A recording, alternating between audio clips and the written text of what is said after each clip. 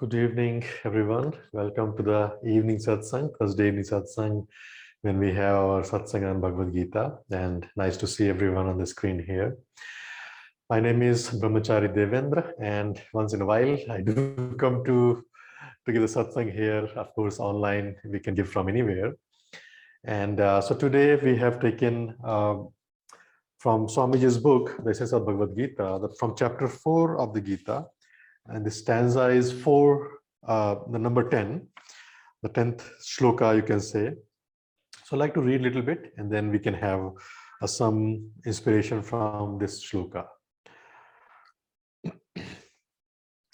Purified, here Krishna says, purified by ascetic wisdom, released from attachment, fear, and anger, and completely absorbed in me, many have attained oneness with me. I'll read again. Purified by ascetic wisdom, released from attachment, fear, and anger, and completely absorbed in me, many have attained oneness with me.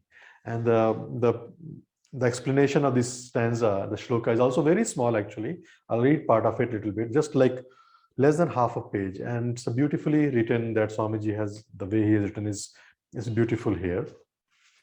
So I have taken a few points from here that from this shloka.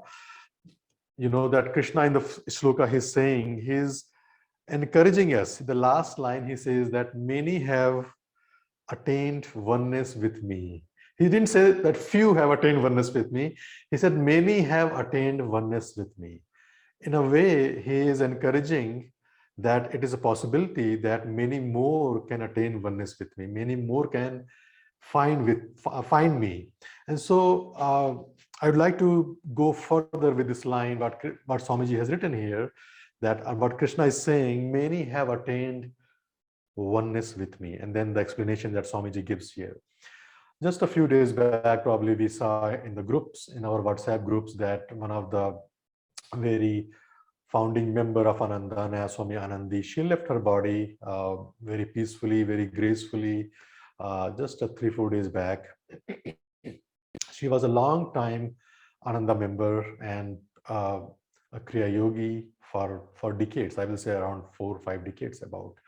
And the way she left her body was very uplifting, you can say, although it's not, for many people, it may not be nice to say, leaving the body is nice, but the way she left gracefully and the way she was doing actually, if some of you have higher Kriya, the way she left doing the rotation of the head, which is used in one of the higher Kriyas, and meaning that although she was not well and she was in the hospice, but she was able to leave body not in a subconscious state, but in a more higher state of consciousness. And this is we can say that a devotee who has dedicated his or her life completely to God and Guru, and that is what happens towards the end, that when we leave with grace, we leave with joy, and we leave thinking of God and Guru. And so that's the life of a saintly person, you can say. And that's how Christ left his body too when he was crucified. That's how Swami Pranavananda in Autobiography Yogi, he said that I'm going to leave this body by using the second Kriya. I'm going to kick this frame. And his disciple cried. He says that, no, master, no. He says, no. Why are you being selfish? Let me go home. And so that's how a yogi, that's how a saintly person, a saint, leave their body consciously. And that is to all of us also. That's what Master said. Yoganandaji said that those who practice this teachings till the end of their life, I or one of the gurus will be there to welcome them on the other side. That is the promise of the Master, that they said that if you practice till the end, of course, we don't see these things. We didn't see in case of Swami Anandi. Of course, there's no doubt about it. But these things, some of these things, or many of these things, we don't really see from these physical eyes. But it is guaranteed that if we practice, at the end, we will be able to do the same thing, live with grace, meet with the master on the other, gurus on the other side. And so the Krishna says here that those who are absorbed in me. What does it mean by being absorbed in me? It means that not the final time, but also during the day, during every day, every moment of our life, are we able to keep our consciousness to God, to gurus? Are we able to keep our little bit of our consciousness to them? Most people live in complete forgetfulness of God. When do most people remember God? They only remember God when there's a problem, which is beyond their understandings, their skill to solve the problems, or when we go to a temple, beyond, or when we do a prayer at home morning and evening. But beyond that, most people live in complete forgetfulness of God. They don't even remember God.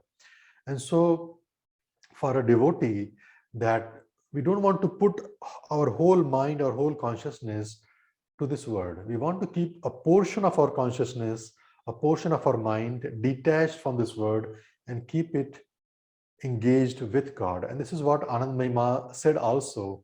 She said that if you keep your mind 100% on this word, you'll be restless.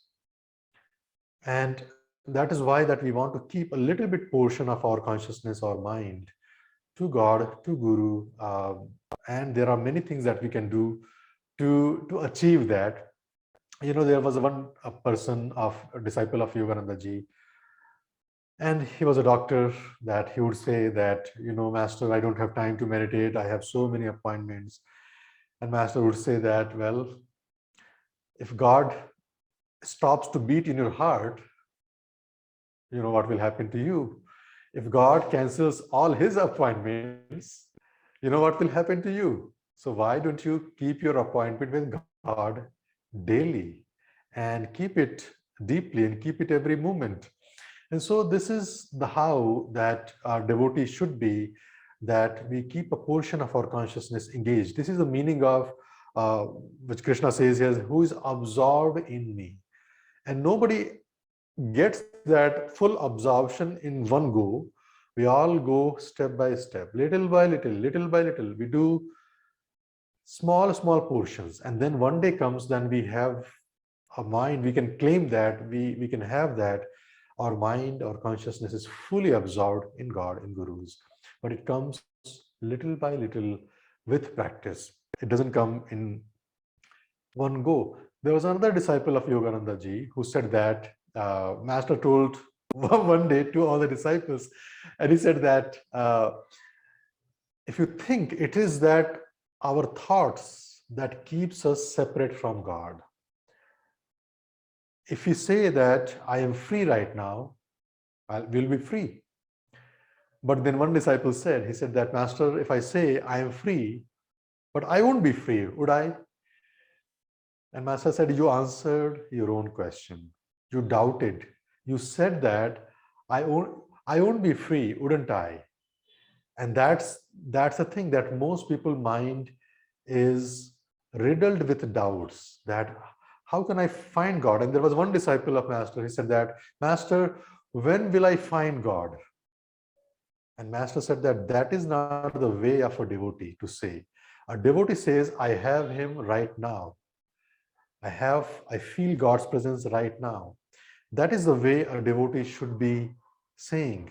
And so uh, we see that as a devotee, we want to keep our mind, our consciousness absorbed in God by not doubting it. If we doubt, I won't be free, wouldn't I? Master said, yes, because you are answering your own question.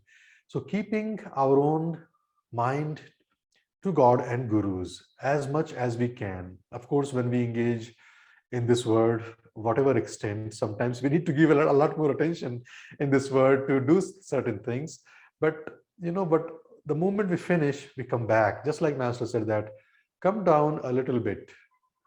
He said that live in the self, but come down a little bit to talk, to walk, to eat, to do things, but then go back to the self again. This is the meaning of absorbed in me. There was another disciple of Yogananda ji, James Scholar, and he was not very good in following rules. And one day Master saw him walking towards the ocean. He said that I see a blue light around James, and Divine Mother tells me he will be free in this life. I don't know how, but Divine Mother tells me he will be free in this life. Master didn't say that I I don't think he will be free, or I think he will be free. But Master said that Divine Mother tells me he will be free in this life. And James, probably, if you read the books, A Conversation with Yogananda, he was not very good in following the rules, but his heart, his devotion was very strong.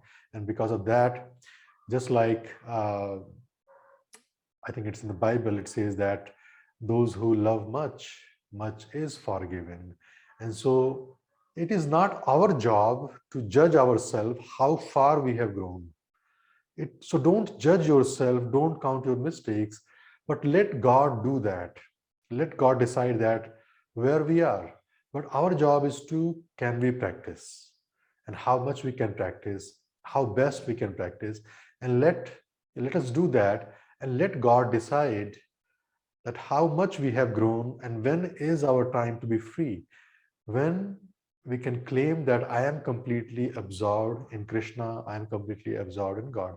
Let God decide that, and let us do our own, whatever we can do to achieve that state. Then the Krishna says here another line in the same shloka, but there are many things in this small shloka. He says that purified by ascetic wisdom, released from attachment, fear, and anger. So Swamiji gives the explanation. I'll read that little bit. Many have attained me. Truth seekers must understand that finding God is not like the supreme effort required, say, to climb Mount Everest, the accomplishment of which is more arduous, if not life-threatening, at the end than at the beginning. Finding God, this is the very important here. This is something very interesting. Finding God is the simplest, most obvious, and most supremely natural thing to do in the world. At the end, one does not find himself straining with desperate heroic zeal to merge in him. Rather, one relaxes supremely into perfect bliss. Strain, tension, ardor, heroic zeal, these end forever for the soul. What is left is Sachidananda, ever existing, ever conscious, ever new bliss. Here, Swamiji emphasized that relaxing, that finding God is not, we make too much effort. Of course, we make effort. Swami Kriyananda asked Yogananda ji one time, he said that, Master, I'm trying very hard to meditate, but I'm not feeling any experience. I'm not having in depth. I'm not able to go deep. Am I not trying too hard? Am I not trying hard enough? The Master said that you are trying too hard. You relax. You want to relax. And so when we all come to the spiritual path, it does take a lot of effort, actually a lot of good effort, to be able to meditate. First, most people, when they come to the spiritual path, the biggest challenge is the disciplining of meditating every day. And that is the effort that we are going to put, that can we meditate every single day without skip? That is the effort. Then the effort comes also as we go deeper, that can we meditate longer? Now we meditate every day. Can we meditate longer? That takes effort. That takes a discipline. Can we be in silence for some time? Can we take a seclusion for half of the day when we can spend time with God completely, not with anybody else? We spend time with everyone throughout the year, but can we take some time off when we can spend time with God? You know that there are many people, they are scared, they are afraid for even is to spend 1 or 2 hours to spend alone with themselves. There are many people like that. There are many people, they can't even be in silence for even for few hours.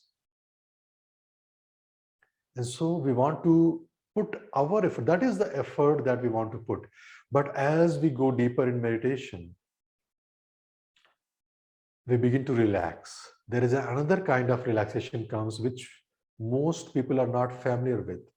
The relaxation which comes when we surrender to God, when we develop faith in God, when we develop devotion in God, that relaxation comes in the higher state of consciousness. And that for that, to achieve that, we must practice devotion every day. We must surrender to God every day. We must uh, practice devotion and faith every day in our daily life. And that is the meaning of the relaxation in meditation. That when we meditate, we offer ourselves to God. We think of God and that's what Master said, that if you love God, it's easy to meditate. We don't have to put effort to relax ourselves. It will be easy to meditate. And so love for God, devotion, faith, surrender to God, all these qualities will help us to relax more deeply and to be able to meditate perfectly. So that is what the meaning of Master Swamiji has written here, that a relaxation, when we relax deeply in higher state, we can meditate much more easily. Another very interesting thing that Swamiji said also, he said that meditate with joy. When we start our meditation, meditate with joy. We don't want to think that, oh, I'm going to sit for now for 1 hour or 2 hours, I'm going to meditate, but start your meditation thinking of joy with a smile on the face. That will relax us.